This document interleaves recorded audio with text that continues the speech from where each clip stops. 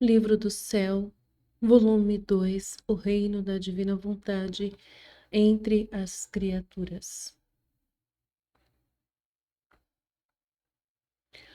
O chamado às criaturas à ordem, ao seu posto e à finalidade para a qual foram criadas por Deus. Serva de Deus, Luísa Picarreta.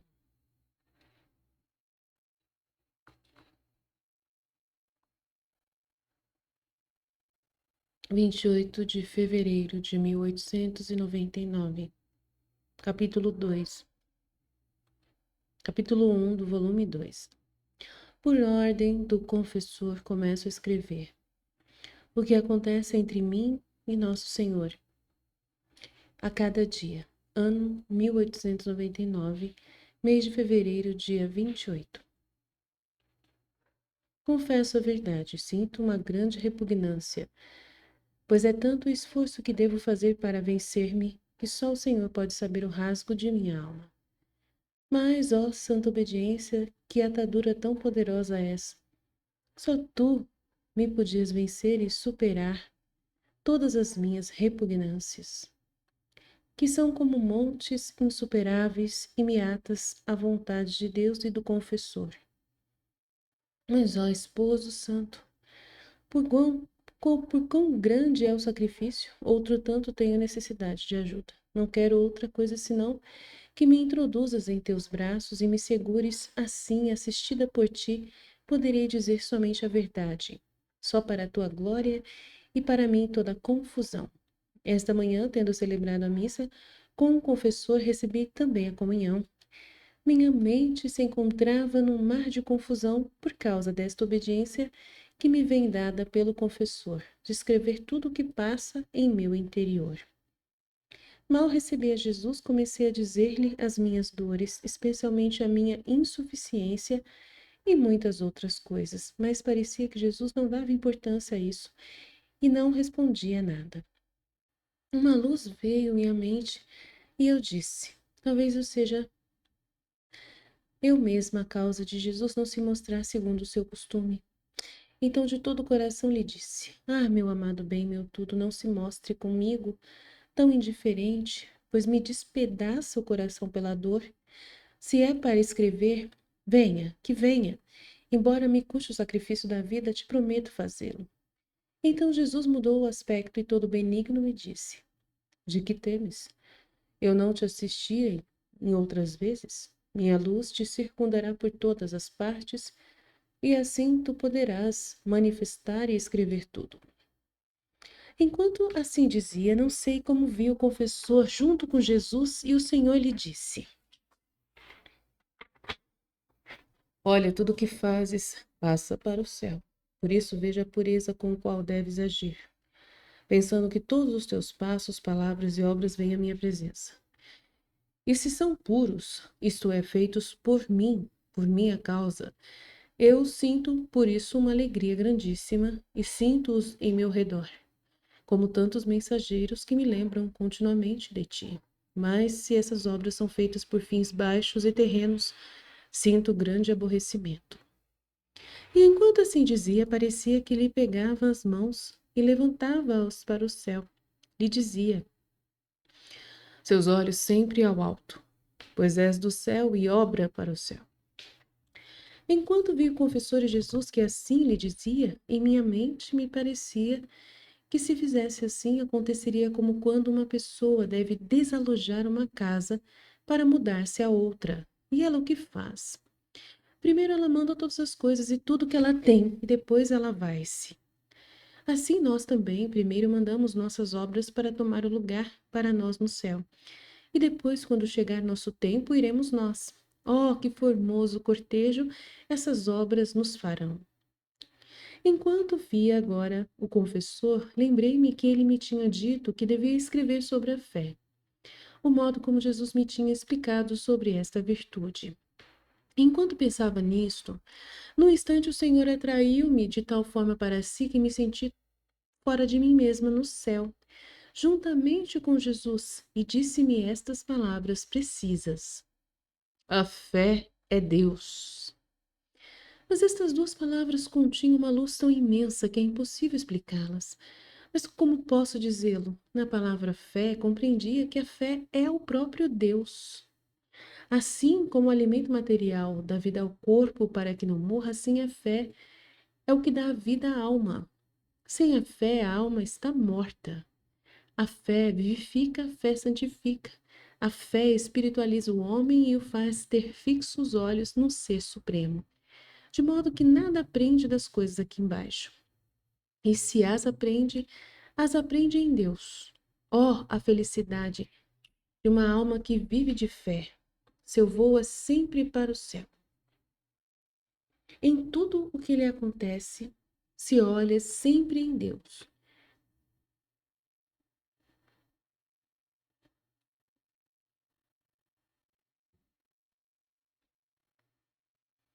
A fé vivifica, a fé santifica, a fé espiritualiza o homem e o faz ter fixos olhos no Ser Supremo, de modo que nada aprende das coisas aqui embaixo, e se as aprende em Deus. Oh, a felicidade de uma alma que vive da fé! Seu voo é sempre para o céu.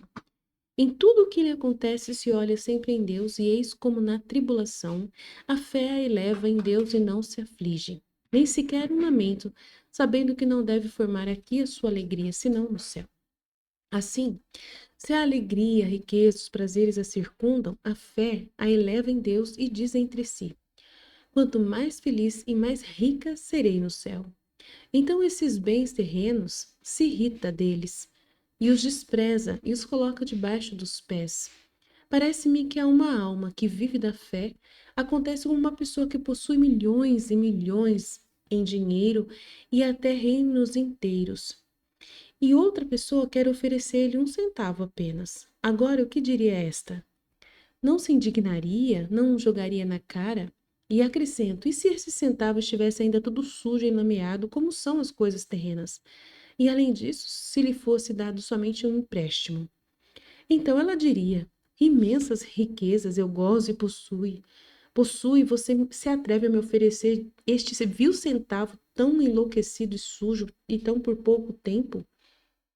Eu creio que viraria em seguida o olhar e não aceitaria o dom. Assim faz a alma que vive da fé a respeito dessas coisas terrenas. Agora vamos outra vez à ideia do alimento. O corpo, tomando o alimento, não só se sustenta, mas participa da substância do alimento que se transforma no mesmo corpo. Agora sim, a alma que vive de fé, como a fé é o próprio Deus, a alma vem a viver do mesmo Deus. E alimentando-se do mesmo Deus, vem a participar da substância de Deus. E participando, vem a semelhar-se a Ele e a transformar-se com o mesmo Deus. Portanto, a alma que vive de fé acontece que santo é Deus, santa é a alma. Potente Deus, potente a alma. Sábio, forte, justo Deus, sábio, forte e justa a alma. E assim de todos os demais atributos de Deus. Em suma, a alma torna-se um pequeno Deus. Oh, a bem-aventurança desta alma na terra, para depois ser bem-aventurada lá no céu. Compreendi também que o que significam essas palavras que o Senhor diz às suas almas prediletas, e eu te desposarei na fé. Que o Senhor, neste místico matrimônio, vem dotar as almas de suas mesmas virtudes. Parece-me como dois esposos que, unindo suas propriedades, não se discernem mais essas coisas de um e do outro, e ambos se fazem donos de tudo. Mas no nosso caso, a alma é pobre. Todo bem, então, vai ser por parte do Senhor, que a torna partícipe de seus dons e suas substâncias. Vida da alma é Deus, a fé é Deus, e a alma, possuindo então a fé, vem a enxertar em si todas as outras virtudes. De maneira que a fé está como um rei no coração, e as demais virtudes estão ao seu redor, como súditas servindo a fé. Assim que as mesmas virtudes sem a fé são virtudes que não têm vida. Parece-me que Deus, em dois modos, comunica a fé ao homem. A primeira é a noção do batismo, a segunda é quando Deus bendito, depositando uma parte de sua substância na alma, lhe comunica a virtude de fazer milagres, como a de poder ressuscitar os mortos, curar os doentes, parar o sol e assim por diante. Oh, se o mundo tivesse fé, mudaria para um paraíso terrestre. Oh, quão alto e excesso! e sublime é o voo da alma que se exercita na fé. A mim parece-me que a alma, exercitando-se na fé, faz como aqueles tímidos passarinhos que, temendo ser tomados presos pelos caçadores ou bem por qualquer outra insídia, fazem sua morada no topo das árvores ou bem nas alturas. Quando depois são obrigados a tomar o alimento, descem, tomam o alimento e rapidamente voam de volta à sua morada. E alguém mais prudente toma até o alimento e nem sequer o come aqui na terra, para estar mais seguro, o leva ao topo das árvores e lá o come. Assim a alma que vive de fé é tão tímida das coisas terrenas, que por temor de ser assediada, nem sequer lhes dirige um olhar. Sua morada está no alto, acima de todas as coisas da terra e especialmente nas chagas de Jesus Cristo. E desde dentro daquelas beatas moradas geme, chora, reza e sofre, junto com seu esposo Jesus, sobre a condição e miséria em que se encontra o gênero humano. Enquanto ela vive naquelas moradas das chagas de Jesus, o Senhor dá-lhe uma parte das suas virtudes, e a alma sente em si aquelas virtudes como se fossem suas. Mas, contudo, adverte que, se bem as vê suas, o possuí-las é-lhe dado, que foram comunicadas pelo Senhor. Acontece como uma pessoa que recebeu um dom que ela não possuía, agora o que faz? Toma-o e se faz dona dele. Mas cada vez que o olha, diz entre si: isto é meu, mas me foi dado por outra pessoa, por essa pessoa. Assim faz a alma, a qual o Senhor, desprendendo de si uma parte do seu ser divino, a muda em si mesmo. Agora essa alma, como abomina o pecado, mas ao mesmo tempo compadece dos pecadores, roga por aquele que vê que caminha no caminho do pecado, do precipício. Se une então com Jesus Cristo e se oferece vítima para sofrer e assim aplacar a divina justiça e para livrar as criaturas dos merecidos castigos. E se for necessário, o sacrifício de sua vida, ó, de bom grado faria para a salvação de uma só alma. Havendo-me dito o confessor que lhe explicasse como vejo a divindade de nosso Senhor, respondi-lhe que era impossível saber-lhe dizer algo, mas na noite apareceu-me o bendito Jesus e quase me repreendeu por esta minha negação. E então me fez relampejar como dois raios luminosíssimos. Com o primeiro compreendi em minha inteligência que a fé é Deus e Deus é a fé. Já tentei dizer alguma coisa então sobre a fé. Agora tratarei de dizer como vejo a Deus, e este foi o segundo raio de luz. Agora, enquanto me encontro fora de mim mesma e encontrando-me no alto dos céus, pareceu-me ver Deus dentro de uma luz. E ele mesmo parecia também luz, e nesta luz encontrava-se beleza, força, sabedoria, imensidão, altura, profundidade sem limites nem confins. Assim também no ar que respiramos, é o próprio Deus que se respira. Assim que cada um pode fazê-lo como vida própria, como de fato é. Então nada lhe escapa, e nenhuma lhe pode escapar. Esta luz parece ser toda voz sem que fale, toda obrante enquanto sempre repousa. Encontra-se por toda parte, sem estorvar em nada, e enquanto se encontra em toda parte, tem também seu centro. Ó Deus, como sois incompreensível! Vejo-te, sinto-te, és a minha vida. Restringes-te em mim, enquanto fica sempre imenso e nada perdes de ti. No entanto, sinto-me balbuciante e me parece não saber nem dizer nada. Para poder me explicar melhor, segundo a nossa linguagem humana, direi que vejo uma sombra de Deus em tudo o que foi criado. Porque em tudo que foi criado, onde lançou a sombra de sua beleza, onde os seus perfumes, onde a sua luz, como no sol, onde vejo uma sombra especial de Deus. Vejo-o como delineado neste astro, que é como o rei dos planetas. O que é o sol? Não é outra coisa que um globo de fogo. Um é o globo, mas muitos são os raios, de modo que então podemos compreender facilmente. Primeiro, o globo é Deus, os raios, os imensos atributos de Deus. Segundo, o sol é fogo, mas ao mesmo tempo é luz e é calor. Assim que a Santíssima Trindade está representada no sol. O fogo é o Pai, a luz é o Filho, o calor é o Espírito Santo. Mas um é o sol. E assim como não se pode dividir o fogo da luz e do calor, assim também uma é a potência do Pai, do Filho e do Espírito Santo, que entre eles não se podem realmente separar. E assim como o fogo produz luz e calor ao mesmo tempo, assim não se pode conceber o fogo sem se conceber também a luz e o calor. Assim não se pode conceber o Pai antes do Filho e do Espírito Santo, e assim reciprocamente. Têm os três o mesmo princípio eterno.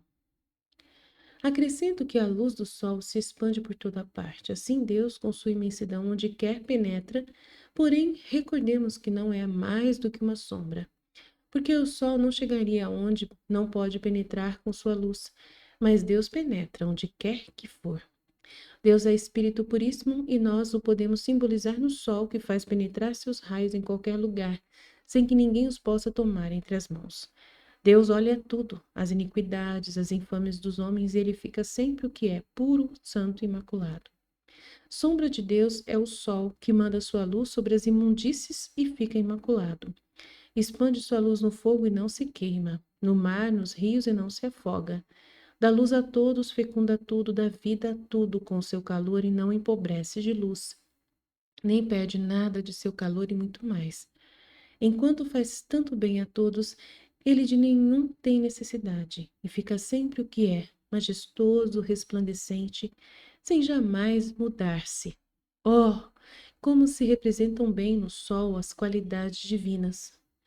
Deus, com sua imensidão, se encontra no fogo e não arde, no mar e não se afoga, sob nossos passos e não o pisamos. Dá a todos e não empobrece, e de ninguém tem necessidade. Vê tudo, mas é todo olhos e não há coisa que não sinta. Está ao dia de cada fibra de nosso coração, de cada pensamento de nossa mente, sendo Espírito Puríssimo, não tem nem ouvidos nem olhos, e aconteça o que acontecer, não muda jamais. O sol, investindo o mundo com a sua luz, não se cansa. Assim Deus, dando vida a todos, ajudando e regendo o mundo, não se cansa. Para não gozar mais a luz do sol e seus benéficos efeitos, o homem pode esconder-se, pode pôr obstáculos, mas ao sol nada lhe faz. Permanece ele como é. O mal cairá somente sobre o homem. Assim, o pecador, com o pecado, pode afastar-se de Deus e não gozar mais de suas benéficas influências. Mas a Deus nada causa. Todo mal fica sobre o homem. Todo o arredondamento do sol me simboliza a eternidade de Deus que não tem nem princípio e nem fim. A mesma luz penetrante do sol que ninguém pode conter em seus olhos e que se alguém quisesse olhá-lo fixamente em pleno dia, em pleno meio-dia, ficaria ofuscado. E se o sol se quisesse aproximar do homem, este ficaria reduzido a cinzas. Assim é o sol divino. Nenhuma mente criada pode restringi-lo em sua pequena mente para compreendê-lo em tudo que ele é. E se quisesse esforçar-se, ficaria deslumbrada e confusa. E se este sol divino quisesse fazer ostentação de todo o seu amor, fazendo-o sentir ao homem enquanto ainda está em carne mortal, o homem ficaria incinerado. Portanto, Deus tem posto uma sombra de si e de suas perfeições em tudo que criou. Assim parece que o vemos e o tocamos, e por ele ficamos tocados continuamente. Além disso, depois de o Senhor ter dito aquelas palavras à fé em Deus, eu disse-lhe: Jesus, tu me amas? E ele acrescentou: E tu queres-me? E eu imediatamente disse: Sim, Jesus. Tu sabes disso, que sem ti sinto que me falta vida. Pois bem, Jesus acrescentou: Tu me queres, eu também, portanto, amemo-nos e estejamos sempre juntos. Assim terminou por esta manhã. Agora, quem pode dizer o quanto minha mente entendeu deste sol divino? Parece-me vê-lo e tocá-lo por toda parte. Aliás, sinto-me revestida por ele dentro e fora de mim mesma. Mas minha capacidade é pequena, pequena, que enquanto parece que compreende alguma coisa de Deus, ao vê-lo parece que não entendi nada. Espero que Jesus me perdoe.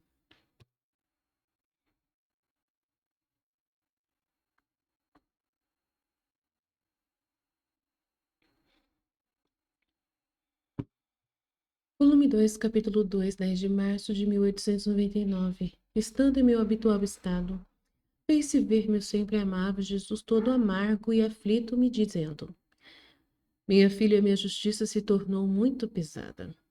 E são tantas as ofensas que me fazem os homens que não posso mais sustentá-las. Portanto, a foice da morte está a ponto de matar a muitos, de improviso e de enfermidades. E além disso, são tantos os castigos que verterei sobre o mundo que serão uma espécie de juízo. Quem pode dizer os tantos castigos que ele me fez ver e o modo como fiquei aterrorizada com eles e espantada? É tanta dor que sente a minha alma que eu acho que é melhor passar isso em silêncio. Continuo dizendo porque a obediência eu quer. Então me parecia ver as ruas cheias de carne humana e o sangue que inundava a terra, cidades sitiadas por inimigos, que não perdoavam nem sequer as criancinhas. Me pareciam como tantos animais saídos do inferno. Não respeitaram nem igrejas, nem sacerdotes. Parecia que o Senhor mandava um castigo do céu. Qualquer que seja, não sei dizer, só me parecia que todos receberemos um golpe mortal. E quem ficará vítima da morte e quem se recuperará. E pareceu-me também ver as plantas secas e muitos outros males que devem vir em cima das colheitas. Ó Deus, que pena ver estas coisas e estar obrigada a manifestá-las. Ah, Senhor, se apresse, eu espero que seu sangue e sua chaga sejam nosso remédio. Ou então jogue sobre esta pecadora, pois os mereço. De outra maneira, leve-me e então estará livre de fazer o que quiser. Mas enquanto viva, farei o possível para me opor. Volume 2, capítulo 3, 13 de março de 1899. Esta manhã, o amado Jesus não se fazia ver conforme o habitual. Todo amável e doçura, veio severo, e minha mente me sentia em um mar de confusão por isso, e minha alma tão afligida e aniquilada, especialmente pelos castigos vistos nos dias passados. Vendo então aquele aspecto nervoso e severo, não me atrevi a dizer-lhe nada. Nos olhávamos em silêncio. Ó Deus, que pena! Quando de repente também vi o meu confessor. E Jesus, mandando um raio de luz intelectual, disse estas palavras: Caridade, a caridade não é outra coisa que um desabafo do ser divino. E este desabafo difunde por tudo que é criado, de modo que tudo que é criado fala do amor que tenho pelo homem. E lhe ensina o modo como deve me amar, começando desde o ser maior até a mais pequena flor do campo, que diz ao homem: com o meu suave perfume e com estar-me sempre dirigida para o céu, tento enviar uma homenagem ao meu Criador. Também tu faz com que todas as tuas ações sejam perfumadas, santas e puras. Não faças com que o mau cheiro dos teus atos ofenda o meu Criador. Ah, homem, repete a florzinha. Não sejas tão insensato de ter os olhos fixos na terra, mas eleva-os ao céu. Olha, lá em cima está o teu destino, a tua pátria. Lá em cima está o Criador meu e o teu que te espera. A água que continuamente corre sob nossos olhos nos diz também: olha, das trevas saí e tanto devo correr e correr até que chegues a sepultar-me no lugar de onde saí. Também tu, ó homem, corre, mas corre ao seio de Deus, de onde saíste. Ah, peço-te, não corras os caminhos tortos, os caminhos que conduzem-te ao precipício. De outra maneira, ai de ti. Também as bestas mais selvagens nos repetem: olha, homem, como deve ser selvático para tudo que não é Deus. Olha quando nós vemos que alguém se aproxima de nós. Com os nossos rugidos colocamos tanto espanto que ninguém se atreve a se aproximar-se mais e perturbar a nossa solidão. Também tu, quando o fedor dessas coisas terrenas, seja as tuas paixões violentas, estejam para te enlamear e te fazer cair no precipício da culpa, com os rugidos da tua oração e com retirar-te das ocasiões de pecado em que te encontras, estarás a salvo de qualquer perigo. Assim de todos os seres, que dizê-los todos seria muito longo, com voz unânime ressoam entre eles e repetem-nos: olha, homem, por amor teu nos criou nosso Criador e todos nós estamos ao teu serviço. Tu não sejas tão ingrato, ama, rogamos-te, te repetimos, ama o nosso Criador. Depois disto, meu amável Jesus me disse: isto é tudo o que quero. Amar a Deus e ao próximo por amor meu. Vê quanto amei ao homem e ele é tão ingrato. Como queres tu que eu não o castigue? No mesmo instante, parecia-me ver uma granizada terrível e um terremoto que deve fazer notável dano, até destruir as plantas e os homens. Então, com toda a amargura de minha alma, lhe disse: meu sempre amável Jesus, por que estás assim tão indignado? Se o homem é ingrato, não é tanto por malícia, mas por sua debilidade. Oh, se te conhecessem um pouco, como seriam humildes e amorosos. Por isso, acalma-te. Pelo menos te confio o corato e aqueles que me pertencem. No momento de dizer isso, parecia-me que também em Corato deveria acontecer algo, mas em comparação com o que acontecerá nos outros lugares, não será nada. Volume 2 do Livro do Céu, capítulo 4, 14 de março de 1899, Luísa Picarreta. Esta manhã, o meu docíssimo Jesus, transportando-me juntamente com ele, fazia-me ver a multiplicidade dos pecados que se cometem. E eram tais e tantos que é impossível descrevê-los. Via também no ar uma estrela de tamanho desmesurado, e em suas circunferências continha um fogo negro e sangue. Infundia tal temor e espanto ao olhá-la que parecia que fosse menor mal a morte do que viver em tempos tão tristes. Em outros lugares se viam os vulcões que, abrindo outros tantas crateras, deviam inundar até os povos vizinhos. Viam-se também gentes sectárias que irão favorecendo os incêndios. Enquanto isso via, meu amável mais aflito, Jesus me disse: Vê o quanto me ofendem e o que eu tenho preparado? Eu me retiro do homem.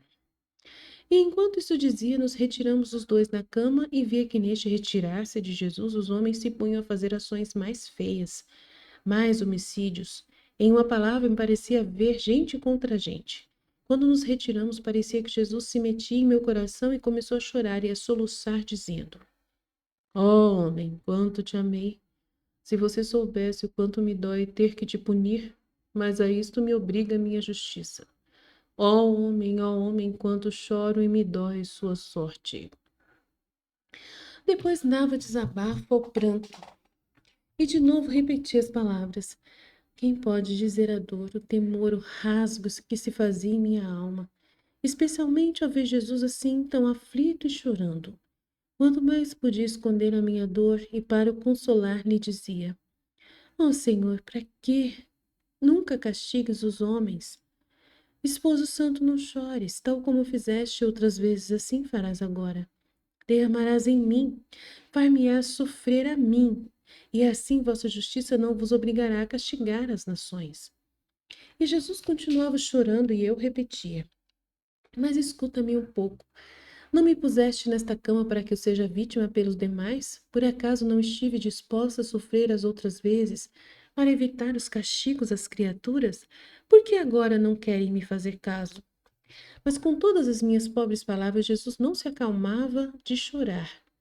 Então, não podendo resistir mais, também eu rompi em pranto, dizendo: Senhor, se vossa intenção é punir os homens, não me dá o ânimo de ver sofrer tanto as criaturas. Por isso, se verdadeiramente quereis mandar os flagelos e meus pecados não me fazem mais merecer o sofrer, eu, em lugar dos demais, quero ir para o céu. Não quero estar mais sobre esta terra.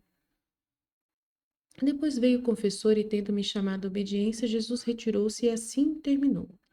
Na manhã seguinte, continuava a ver Jesus retirado em meu coração, e via que as pessoas vinham até dentro do meu coração e o pisavam, o colocavam sob os pés. Eu fazia quanto mais podia para libertá-lo, e Jesus, dirigindo-se a mim, me disse: Vês até onde vai a ingratidão dos homens? Eles mesmos me obrigam a castigá-los, sem que possa fazer de outra maneira. E tu, minha querida, depois de me teres visto sofrer tanto, te sejam mais amadas as cruzes e sinta como deleites as penas.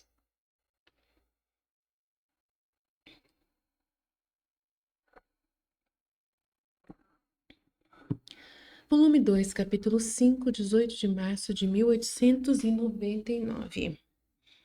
Esta manhã, meu querido Jesus continuava a fazer-se ver de dentro do meu coração. E vendo um pouco mais amável, armei-me de coragem e comecei a pedir-lhe que não mandasse tantos castigos. E Jesus me disse: O que é que te move, ó minha filha, a pedir-me que não castigue as criaturas? Eu imediatamente respondi: Porque são tuas imagens, e devendo as criaturas sofrer, virias você mesmo a sofrer. Então Jesus, dando um suspiro, me disse: Me é tão querida essa caridade, que você não pode compreendê-lo. Essa é a caridade mais simples, como o meu ser, que, embora seja imenso, é também simplíssimo, tanto que não há parte na qual não penetre. Assim é a caridade, que sendo simples se difunde por toda a parte. Não tem deferência por ninguém, amigo ou inimigo. Preferência por ninguém, amigo ou inimigo, vizinho ou forasteiro, a todos ama igualmente. Volume 2, capítulo 6, 19 de março de 1899. Essa manhã, enquanto Jesus se fazia ver, eu temia que não fosse verdadeiramente Jesus, mas era o demônio que me quisesse enganar. Depois que fiz os habituais protestos, Jesus me disse: Filha, não temas, eu não sou o demônio. E além disso, se fala de virtudes, é uma virtude pintada, não verdadeira virtude. Não tem poder de infundi-la na alma, senão somente de falar dela, e se alguma vez mostrar que quer fazer praticar um pouco de bem, não é perseverante, e no mesmo ato em que a alma faz esse pouco bem, a alma fica desenganada e agitada. Só eu tenho a potência e o poder de infundir-me no coração e de fazer ela praticar as virtudes, e fazer sofrer com ânimo e tranquilidade e com perseverança. Além disso, quando que o demônio foi em busca de virtude? Pois sua busca sempre são os vícios. Por isso não tenha medo e fique tranquila. Volume 2, capítulo 7, 20 de março de 1899. Nesta manhã, Jesus transportou-me para fora de mim mesma e fez-me ver muitas pessoas, todas em discórdia. Oh, quanta dor davam para Jesus! Eu vendo-o sofrer então muito, pedi-lhe que derramasse em mim suas amarguras, mas como continuava querendo castigar o mundo, Jesus não queria derramá-las em mim. Mas depois de havê-lo pedido e voltado a pedir, para contentar-me, derramou um pouco. Então, tendo-se aliviado um pouco, me disse: A causa pela qual o mundo se reduziu a este triste estado é por ter perdido a subordinação às autoridades. E como a primeira autoridade é Deus, ao qual se rebelaram, como consequência aconteceu que perderam toda a sujeição e dependência da igreja, das leis e a todos os outros que se dizem autoridade. Ah, minha filha, o que será de tantos membros infectados por este mau exemplo dado por aqueles mesmos que se dizem autoridades, isto é, superiores, por pais e por tantos outros? Ah, chegarão a tanto que não se reconhecerão nem os pais, nem irmãos, nem reis, nem príncipes governantes. Estes membros serão como tantas víboras que reciprocamente se envenenarão. Por isso, vê como são necessários os castigos nestes tempos, e que a morte quase destrua esta gente, para que os poucos que restam aprendam às custas dos outros a serem humildes e obedientes. Por isso, me deixe fazer, não queira se opor ao que castiga as pessoas. Volume 2, capítulo 8, 31 de março de 1899. Esta manhã, meu adorável Jesus fez-se ver crucificado e, depois de me ter comunicado suas dores, me disse: Muitas são as chagas que me fizeram sofrer em minha paixão, mas uma foi a cruz. Isso significa que muitos são os caminhos pelos quais atrai as almas à perfeição. Mas um é o céu no qual estas almas devem unir-se. Assim que equivocado aquele céu, não há outro que possa torná-las bem-aventuradas para sempre. Depois acrescentou: Olha um pouco, uma é a cruz, mas de vários troncos foi formada essa cruz. Isso significa que um é o céu, mas vários lugares que este céu contém, mais ou menos gloriosos, e à medida dos sofrimentos sofridos aqui na terra, mais ou menos pesados estes lugares serão distribuídos. Oh, se todos conhecessem a preciosidade do sofrimento, fariam concorrência a ver quem quisesse sofrer mais na terra. Mas esta ciência não é conhecida aqui no mundo, por isso aborrecem tudo o que pode torná-los mais ricos eternamente, que são as cruzes e sofrimentos na terra.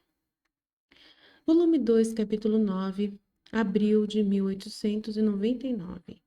Depois de ter passado alguns dias de privação e de lágrimas, eu me encontrava toda confusa e aniquilada em mim mesma.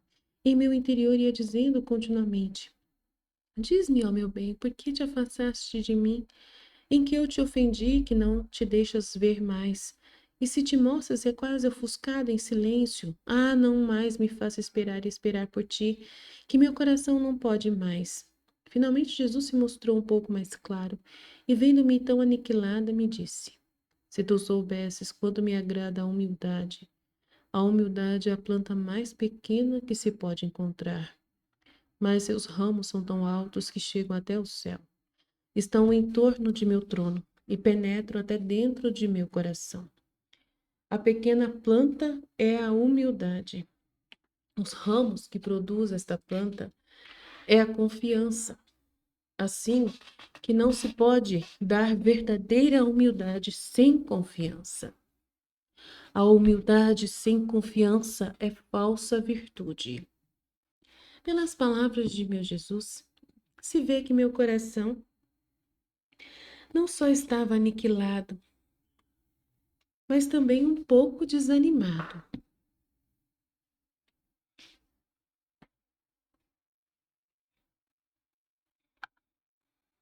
Volume 2, capítulo 10, 5 de abril de 1899. Minha alma continuava em seu aniquilamento e com temor de perder o doce Jesus. Quando no instante, de repente, fez-se ver e me disse: Te tenho sob a sombra da minha caridade. Então, assim como a luz penetra por toda parte, assim meu amor te tem coberta por toda parte em tudo. Por que tem medo? E como posso eu te deixar enquanto te tenho tão abismada em meu amor? Enquanto Jesus assim dizia, eu queria lhe perguntar por que ele então não se fazia ver segundo era o costume antes. Mas Jesus logo desapareceu e não me deu tempo de lhe dizer nem sequer mais nenhuma palavra. Oh Deus, que pena! Volume 2, capítulo 11, 7 de abril de 1899. Continua ao mesmo estado, mas especialmente esta manhã passei-a amargamente. Quase tinha perdido a esperança de que Jesus viesse. Oh, quantas lágrimas eu tive que derramar! Foi exatamente a última hora e Jesus não veio ainda. Oh Deus, o que fazer? Meu coração estava com uma dor tão forte e em um contínuo palpitar tão forte que sentia uma agonia mortal. E em meu íntimo eu dizia: Meu bom Jesus, não vês tu mesmo que a sua falta me faz sentir falta da vida? Ao menos diz-me como se pode fazer agora para estar sem ti. Como posso viver sem ti? Se bem que sou ingrata ante as tantas graças. Sem embargo, te amo e te ofereço esta pena amarguíssima de sua ausência para te reparar pela minha ingratidão. Mas vem, Jesus, tenha paciência, pois és tão bom. Não me faça esperar, venha. Ah, talvez você não saiba o quão cruel tirano é o meu amor por ti, e por isso não tem compaixão de mim. Enquanto estava neste estado tão doloroso, Jesus então veio com toda a compaixão me disse: Eis que eu vim, não chores mais, venha a mim. Em um instante me encontrei fora de mim mesma junto com ele, e eu olhava, mas com tal temor que de novo pudesse perdê-lo, que a rios me escorriam as lágrimas dos olhos. Jesus continuou a dizer-me: Não, não chores. Olha para o quanto estou a sofrer, olha para a minha cabeça. Os espinhos penetraram tão profundamente que não há nada lá fora. Vês quantos cortes e sangue cobrem o meu corpo? Aproxima-te, dá-me um alívio. Ao ocupar-me das penas de Jesus, esqueci um pouco das minhas, e assim comecei por sua cabeça. Ai, como era dilacerante ver aqueles espinhos tão enfiados dentro dela, que mal se podiam puxá-los. Enquanto isso fazia, Jesus se lamentava da dor. Era tanta dor que sofria. Depois que tirei aquela coroa de espinhos toda despedaçada, a uni de novo e sabendo que o maior prazer que se pode dar a Jesus é o sofrer por ele, eu a tomei e afundei ela sobre a minha cabeça. Depois, uma por uma, fez-se beijar as chagas e em algumas delas queria que chupasse o sangue. Eu tentei fazer tudo o que ele queria, mas em silêncio, silêncio. Quando a Virgem Santíssima se apresentou e me disse: Pergunte a Jesus o que ele quer fazer de você. Eu não me atrevia, mas a mãe me incitava a fazê-lo. Para satisfazê-la, aproximei os lábios ao ouvido de Jesus e lhe perguntei: Que queres fazer de mim? E ele respondeu: Quero fazer de ti um objeto das minhas complacências. E no ato mesmo de dizer essas palavras, desapareceu e eu encontrei-me de novo em mim mesma. Volume 2, capítulo 12, 9 de abril de 1899. Esta manhã, Jesus fez-se ver e transportou-me dentro de uma igreja. Ali ouvi a Santa Missa e recebi a comunhão das mãos de Jesus. Depois disso, me abracei aos pés dele tão fortemente que não podia me separar. O pensamento das penas dos dias passados, isto é, da privação de Jesus, fazia-me temer tanto perdê-lo de novo, que estando a seus pés chorava e lhe dizia: Desta vez, ó Jesus, não te deixarei mais, porque tu, quando te vais de mim, me fazes sofrer e esperar muito. Então Jesus me disse: Vem nos meus braços, que quero aliviar-te das penas passadas nestes dias. Eu quase não me atrevi a fazê-lo, mas Jesus estendeu as mãos e me levantou de seus pés, me abraçou e disse: Não temas, que eu não te deixo. Esta manhã quero te contentar. Vem estar comigo na custódia. E ambos nos retiramos sob custódia. Quem pode dizer o que fizemos juntos? Agora me beijava e eu a ele, agora eu repousava nele, e Jesus em mim. Agora via as ofensas que ele recebia e eu fazia atos de reparação pelas diferentes ofensas. Quem pode dizer a paciência de Jesus no sacramento? É tal e tanta que dá terror só de pensar, mas enquanto estava assim, Jesus me fez ver o confessor que vinha me chamar em mim mesma à obediência e me disse: Basta por agora, pois a obediência do confessor te chama de volta. E assim me parecia que minha alma retornava ao corpo, e em efeito o confessor me chamava à obediência. Volume 2, capítulo 13, 12 de abril de 1899. Hoje, sem me fazer esperar tanto, Jesus veio logo e me disse: Tu és o meu tabernáculo. Para mim é o mesmo estar no sacramento e tanto faz o estar no teu coração. Aliás, em ti se encontra outra coisa muito melhor, que é o poder participar meus sofrimentos e te ter junto comigo como vítima vivente ante a divina justiça, o que eu não consigo encontrar na hóstia do sacramento. E enquanto dizia estas palavras, se fechou dentro de mim. Estando em mim, Jesus fazia-me sentir as picadas dos espinhos, depois as dores da cruz, depois os esforços e os sofrimentos do seu coração. Em torno de seu coração se via um trançado de pontas de ferro que fazia sofrer muito a Jesus. Ai, quanta dor me dava vê-lo sofrer assim, tanto. Teria querido sofrer tudo eu sozinha antes de fazer sofrer o meu doce Jesus. E de coração lhe pedia que a mim me desse todas as suas penas, somente a mim o sofrer. Então Jesus me disse: Filha, as ofensas que mais trespassam meu coração são as missas ditas sacrilegamente e as hipocrisias. Quem pode dizer o que eu compreendi nestas duas palavras?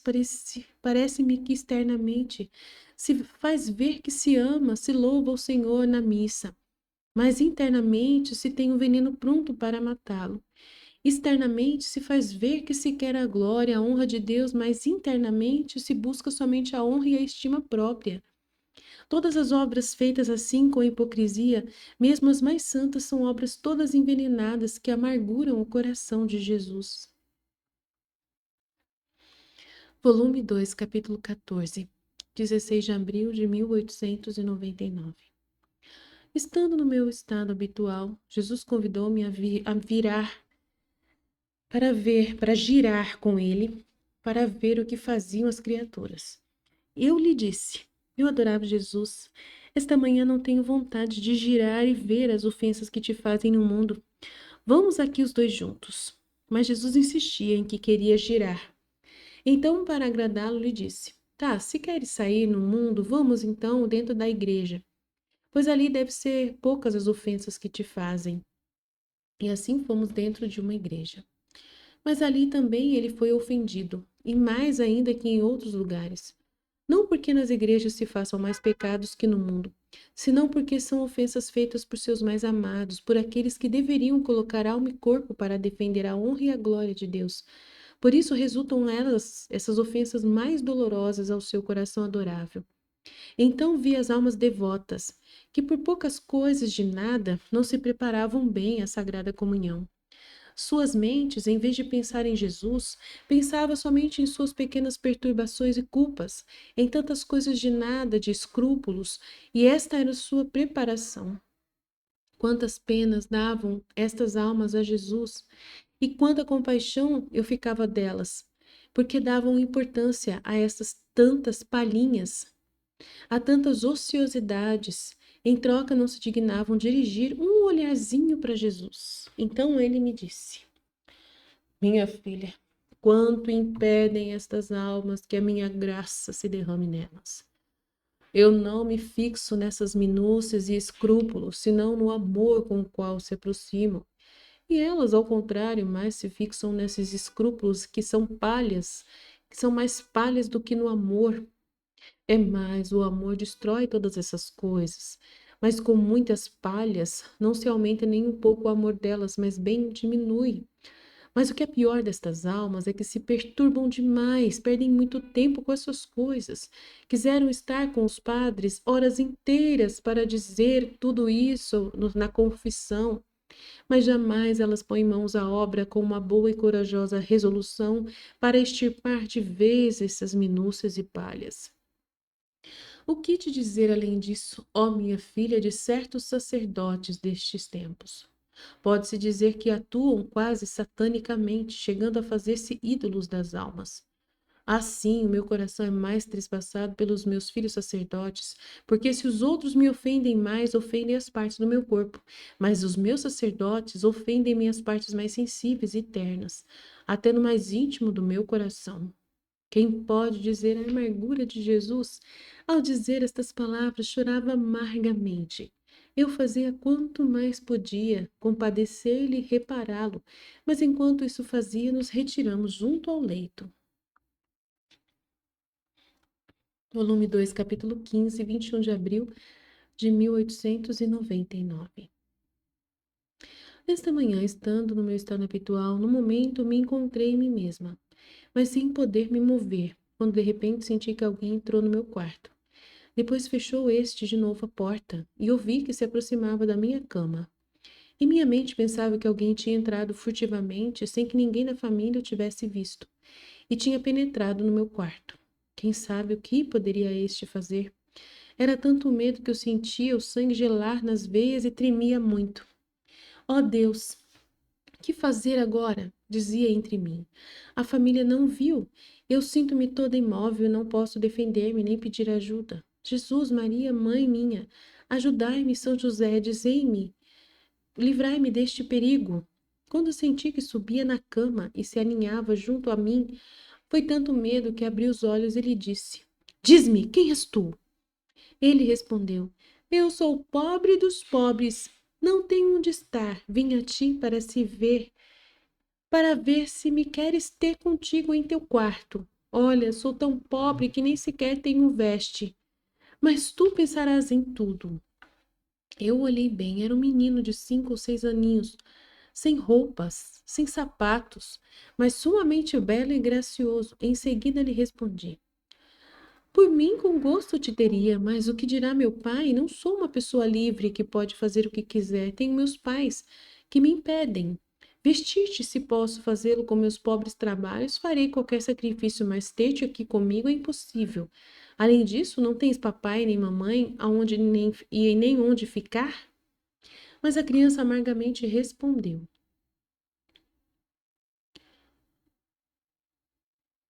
Não tenho ninguém. Ah, não me faças de novo vaguear mais. Deixa-me estar contigo. Eu mesma não sabia o que fazer, como tê-lo. Um pensamento me passou pela mente, quem sabe, talvez seja Jesus ou será algum demônio para me perturbar. Então disse-lhe de novo: Mas dize-me a verdade, quem és tu? E ele repetiu: Eu sou o pobre dos pobres. Eu respondi: Aprendeste a santificar-te? Sim, respondeu. Pois então faz. Quero ver como fazes. E ele perseguiu-se com o sinal da cruz. Eu acrescentei: E Ave Maria, você sabe rezar? Sim, mas se queres que a diga, vamos dizê-la juntos. Eu comecei a Ave Maria e ele a dizia junto comigo. Nesse momento, uma luz puríssima se desprendeu de sua fronte adorável e conheci que o pobre dos pobres era Jesus. Num instante, com aquela luz que Jesus me enviava, fez-me perder de novo os sentidos e tirou-me de mim mesma. Eu estava toda confusa diante de Jesus, especialmente por tantas rejeições, e rapidamente lhe disse: Oh, meu querido, me perdoa. Se te tivesse reconhecido, não te teria proibido a entrada no quarto. Além disso, por que não me dissestes que era tu? Tenho tantas coisas para te dizer, eu ter-te-ia dito. Não teria perdido meu tempo com tantas inutilidades e medos. Para te ter a ti, não tenho necessidade de ninguém. Posso ter-te livremente, porque tu não te deixas ver por ninguém. Mas enquanto dizia isso, Jesus desapareceu e assim acabou tudo, deixando-me uma pena por não ter lhe dito nada do que eu queria dizer-lhe.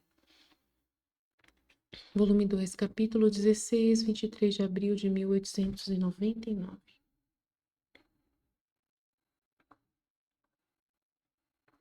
Hoje meditei sobre o mal que pode vir às nossas almas pelos louvores que as criaturas não nos dão.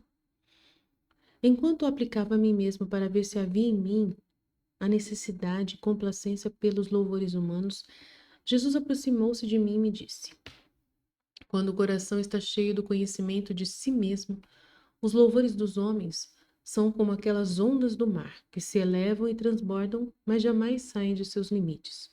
Assim, os louvores humanos fazem estrondo, alvoroçam, aproximam-se até o coração, mas encontrando-o cheio e bem circundado pelos fortes muros do conhecimento de si mesmo, não tendo, portanto, onde ficar, voltam-se atrás sem fazer nenhum mal à alma.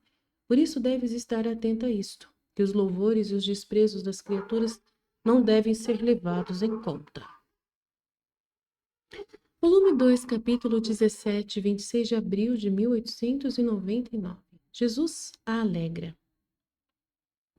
Quando hoje meu amado Jesus se fazia ver, parecia-me que enviava tantos raios de luz que me penetravam toda. Quando em um instante nos encontramos fora de mim mesma e juntos se encontrava o confessor. Eu imediatamente pedi ao meu querido Jesus que lhe desse um beijo ao confessor e que estivesse um pouco em seus braços. Jesus era uma criança. Para me contentar, logo beijou o confessor no rosto, mas sem querer separar-se de mim, do meu colo. Eu fiquei toda aflita e lhe disse: Meu querido, não era esta a minha intenção de te fazer beijar o rosto do confessor, mas a sua boca, a fim de que tocar a sua boca pelos teus lábios puríssimos, ela fosse santificada e fortificada na debilidade. Assim ele poderá anunciar mais livremente a santa palavra e santificar os demais. Ah, eu te rogo que me contentes. Assim Jesus deu outro beijo, mas agora na boca dele, e depois me disse: Me são muito agradáveis as almas desapegadas de tudo, não só no afeto, mas também em efeito, que à medida que vão despojando-se, assim minha luz as vai investindo e chegam a ser como cristais, nos quais a luz do sol não encontra impedimento para penetrar dentro delas, como encontra nas construções e nas demais coisas materiais. Há de se depois, creem-se, despojar-se, mas em troca tem a vestir-se não só das coisas espirituais, mas também das corporais, porque minha providência tem um cuidado todo especial e particular por estas almas desapegadas. Minha providência as cobre por toda parte. Acontece que nada tem, mas todos possuem. Depois disso, nos retiramos do confessor e encontramos muitas pessoas religiosas que pareciam ter toda a intenção de trabalhar por fins de interesses. Jesus, passando no meio delas, disse: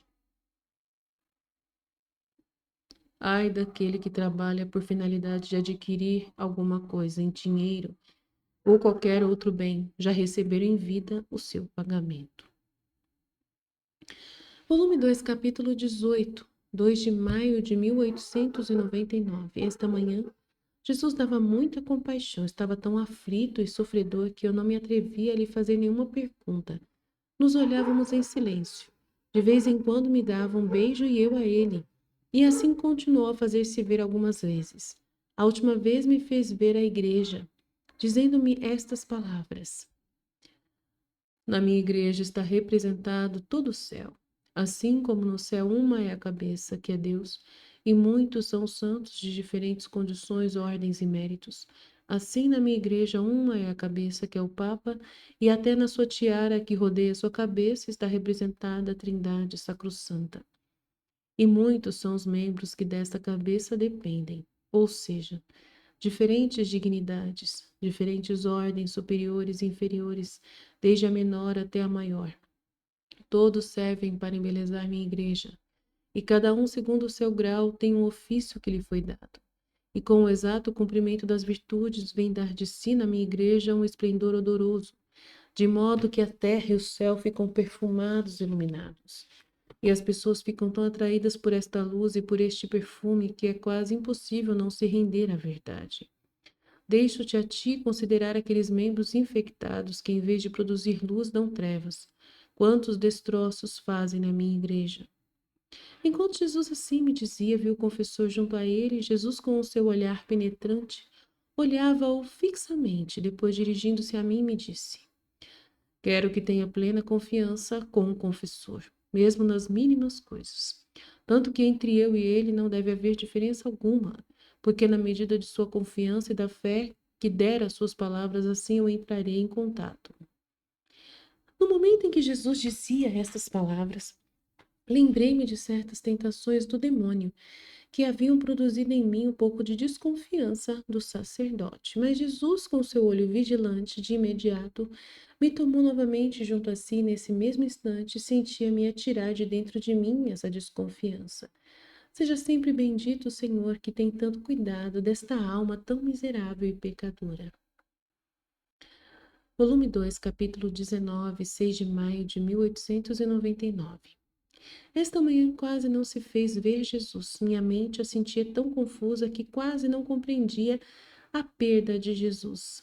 Naquele momento me senti circundada de muitos espíritos. Talvez fossem anjos, mas não sei dizê-lo com segurança. Enquanto me encontrava no meio deles, de vez em quando me punha a indagar, pois quem sabe?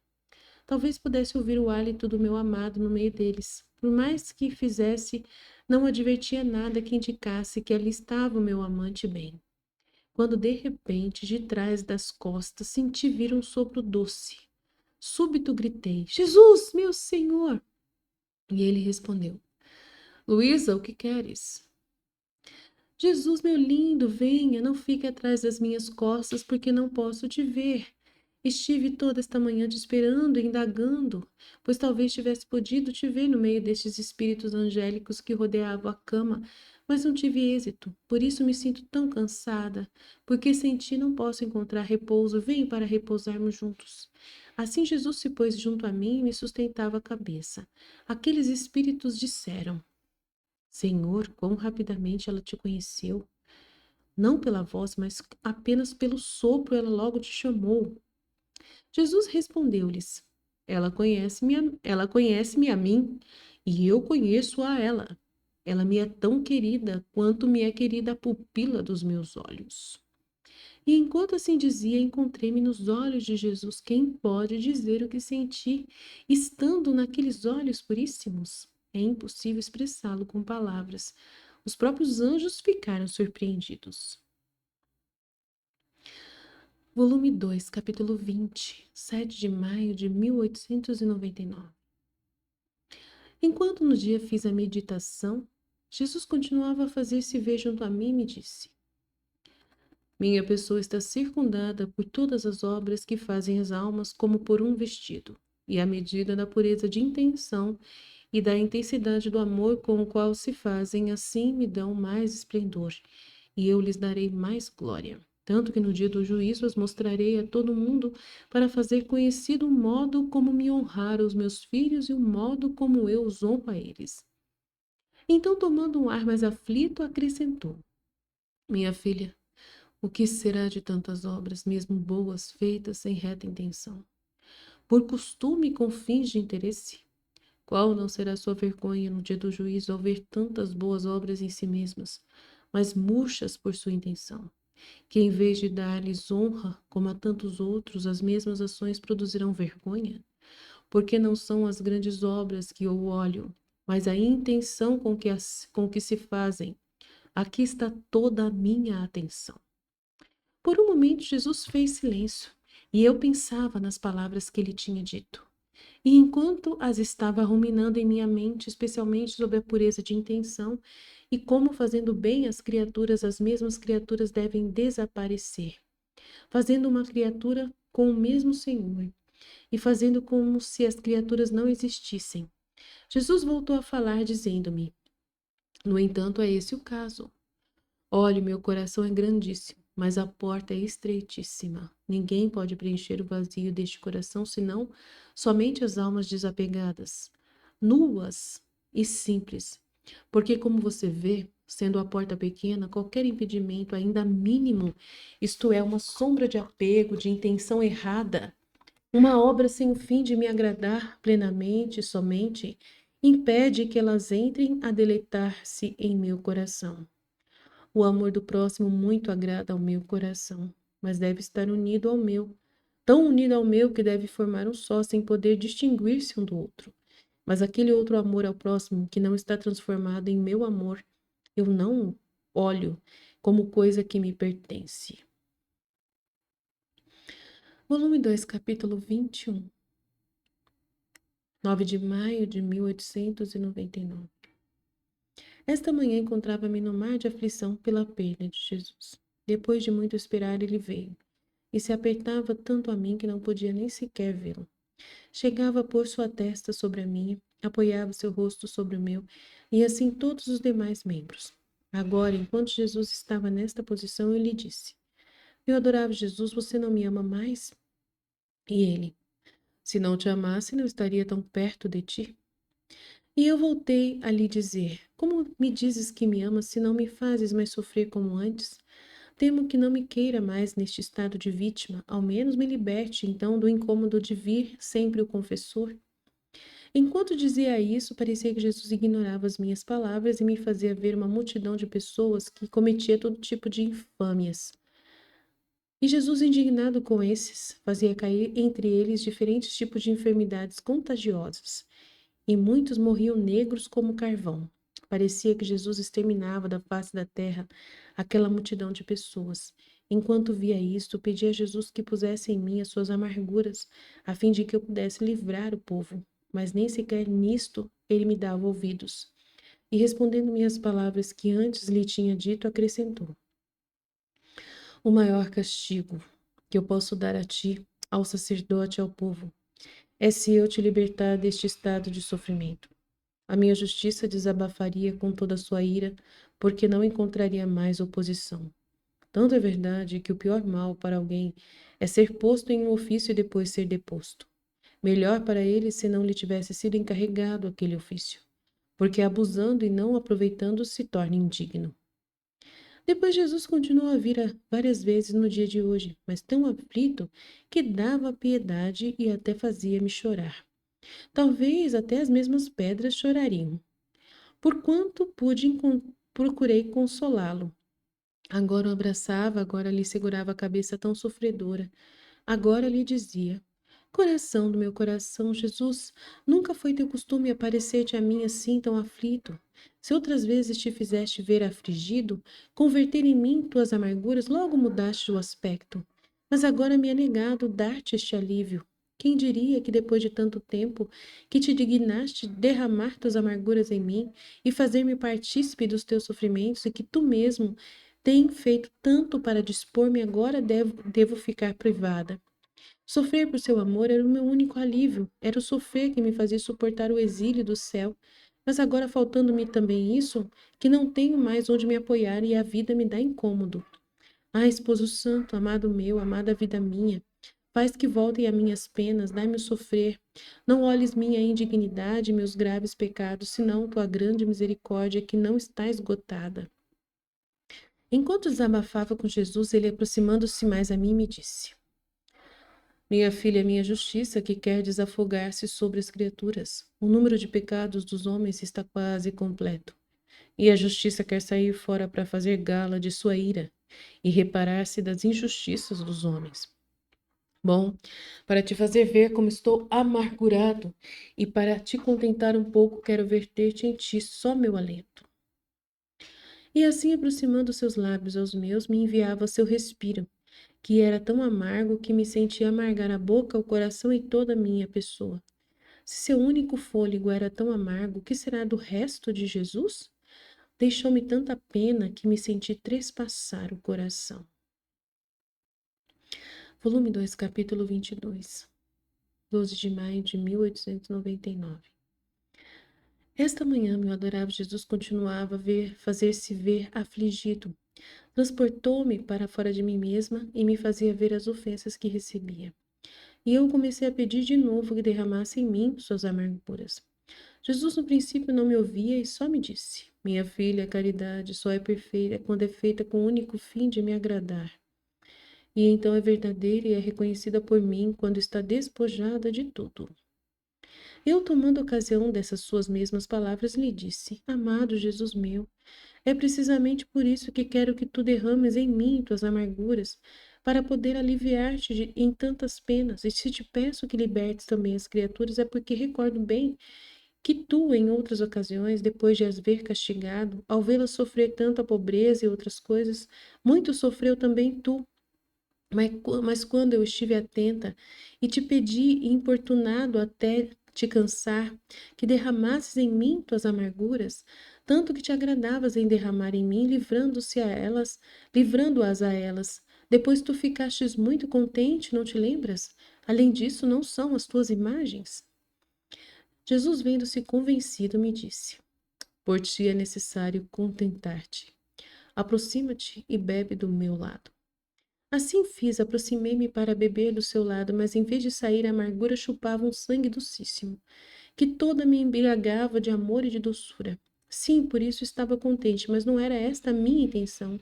Por isso, dirigindo-me a ele, lhe disse: Querido bem meu, o que faz? Não é amargo que me dás, mas doce. Ah, rogo-te, derramas tu em mim tuas amarguras.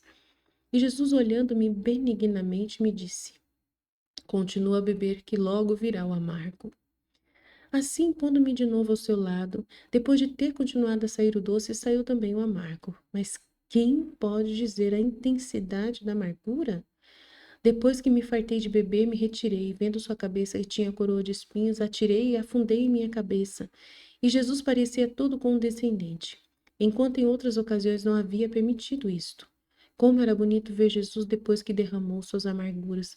Parecia quase desarmado, sem força, tudo sossegado, como um humilde cordeirinho todo condescendente. Eu adverti que a hora era muito tardia, e como o confessor tinha vindo cedo esta manhã para me chamar à obediência, não é que eu soubesse que devia ser chamada pela obediência, porque ante a obediência Jesus me deixa livre. Por isso voltei para ele e disse: Jesus Docíssimo, não permitas que eu sirva de incômodo à família, de incômodo ao confessor, sem fazê-lo vir de novo. Ah, te peço, faz-me tu mesmo retornar em mim agora. E Jesus me disse: Minha filha, não te quero deixar neste dia. Nem eu tenho coração para te deixar, mas só por um pouquinho para fazer ver que a família é que eu estou em mim mesma, e depois voltaremos a estarmos juntos. Assim, depois de um longo debate, dando-nos um adeus recíproco, me deixou um pouco. Era exatamente a hora da comida e a família vinha me chamar. E se bem me sentia em mim mesma, mas me sentia toda cheia de sofrimento, a cabeça não a aguentava. O amargo e o doce bebido lá de Jesus me dava tal saciedade e sofrimento ao mesmo tempo que me era impossível poder comer alguma outra coisa. A palavra dada a Jesus fazia-me sentir entre espinhos. Assim, com o pretexto de que me doía a cabeça, disse à família: Deixai-me só, não quero nada. E assim fiquei livre de novo e em seguida comecei a chamar o doce Jesus. E ele sempre benigno voltou. Mas quem pode dizer o que passei hoje? Quantas graças Jesus fez à minha alma. Quantas coisas me fez entender. É impossível poder expressá-lo com palavras. Assim, depois de um longo tempo, Jesus, para acalmar meus sofrimentos, de sua boca derramou um leite doce. E depois, para a noite, me deixou, dando-me sua palavra de que logo voltaria, e assim encontrei-me de novo em mim mesma, mas um pouco mais livre dos sofrimentos. Volume 2, capítulo 23, de 6 de maio de 1899. Jesus continuou por outros dias, manifestando-se do mesmo modo, não querendo separar-se de mim. Parecia que aquele pouco de sofrimento que tinha derramado em mim o atraía tanto que não sabia estar sem mim. Esta manhã derramou outro pouco de amargura da sua boca na minha e depois me disse: A cruz dispõe a alma à paciência. A cruz abre o céu e une o céu e a terra, isto é, Deus e a alma. A virtude da cruz é potente, e quando entra em uma alma, tem a virtude de remover a ferrugem de todas as coisas terrenas. Não só isso, senão que dá o tédio, o fástio, o desprezo das coisas da terra, e em troca lhe dá o sabor, o agrado das coisas celestiais. Mas por poucos é reconhecida a virtude da cruz, por isso a desprezam. Quem pode dizer quantas coisas compreendi na cruz enquanto Jesus falava? O falar de Jesus não é como o nosso, que tanto se entende por quanto se diz, mas uma só palavra deixa uma luz imensa, que ruminando bem poderia fazer estar ocupado todo dia em profundíssima meditação. É por isso que se eu quisesse dizer tudo, me prolongaria demasiado e faltaria o tempo para o fazer. Depois de um pouco, Jesus voltou de novo, mas um pouco mais aflito. Eu rapidamente lhe perguntei a causa. E Jesus me fez ver muitas almas devotas. Ele me disse: Minha filha, o que olho em uma alma é quando se despoja da própria vontade. Então minha vontade a investe, a diviniza e a faz toda minha. Olhe um pouco para essas almas, dizem-se devotas enquanto as coisas vão à sua maneira. Depois, uma pequena coisa, se não forem longas as suas confissões, se o confessor não as satisfaz, perdem a paz e algumas chegam a não querer mais fazer nada. Isto diz que não é minha vontade que predomina nelas, mas a delas. Então acredite em mim, minha filha. Você errou o caminho, porque quando eu vejo que você realmente quer me amar, eu tenho tantas maneiras de dar a minha graça. Quão triste era ver Jesus sofrer por este tipo de gente. Procurei compadecer-lhe por quanto pude e assim terminou. Volume 2, capítulo 24, 19 de maio de 1899. Esta manhã tive receio de que não fosse Jesus, mas o demônio que me queria enganar. Então Jesus, vendo e vendo-me com este temor, me disse: A humildade é a certeza dos favores celestiais. A humildade veste a alma de tal segurança que as astúcias do inimigo não penetram dentro. A humildade põe a salvo todas as graças celestiais. Tanto que onde vejo a humildade, faço correr abundantemente qualquer tipo de favor celestial. Por isso, não queira preocupar-se por isso, senão, com o olho simples, olhe sempre em seu interior se está investida pela bela humildade. De todo o resto, não se preocupe. Depois fez-me ver pessoas muito religiosas, e entre elas sacerdotes, também de santa vida, que por quanto bons fossem, não havia neles esse espírito de simplicidade para crer nas tantas graças e nos tantos diversos modos que o Senhor tem com as almas. E Jesus me disse: Eu me comunico aos humildes e aos simples, porque logo creem em minhas graças e as têm em grande estima, ainda que sejam ignorantes e pobres. Mas com estes outros que você vê, eu sou muito relutante, porque o primeiro passo que aproxima a alma de mim é o crer. Então acontece que estes, com toda a sua ciência, doutrina e até santidade, nunca provam um raio de luz celestial. Isto é, caminho pelo caminho natural, e jamais chegam a tocar nem sequer por um momento o que é sobrenatural. Esta é também a causa do porquê que no curso de minha vida mortal não houve nem sequer um douto, um sacerdote, um poderoso em meu seguimento. Senão eram todos ignorantes e de baixa condição, porque quanto mais humildes e simples, são também mais fáceis de fazer grandes sacrifícios por mim.